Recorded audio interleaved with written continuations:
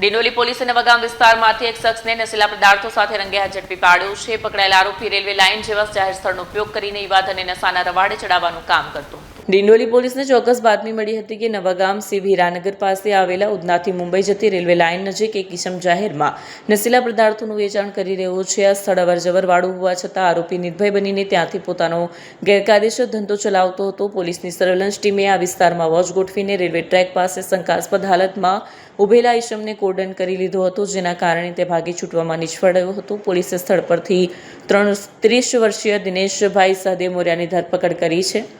તપાસમાં જાણવા મળ્યું છે કે આરોપી પોતે ડિંડોલીના નવાગામ વિસ્તારમાં આવેલા સિવ હીરાનગર એકનો જ રહેવાસી છે. તલાશી દરમિયાન પોલીસને આરોપી પાસેથી નશીલી વસ્તુઓનો મોટો જથ્થો મળી આવ્યો, જેમાં 162 ગ્રામ વનસ્પતિજન્ય ગાંજો અને પ્રતિબંધિત કોડિન સિરપની 16 બોટલ મળી આવી હતી. આ ઉપરાંત પોલીસે આરોપી પાસેથી એક મોબાઈલ ફોન અને 1700 રોકડા પણ જપ્ત કર્યા છે અને કુલ 32,892નો મુદ્દામાલ કબજે કરવામાં આવ્યો છે અને આગળનું કાર્યવાહી હાથ ધરવામાં આવી છે.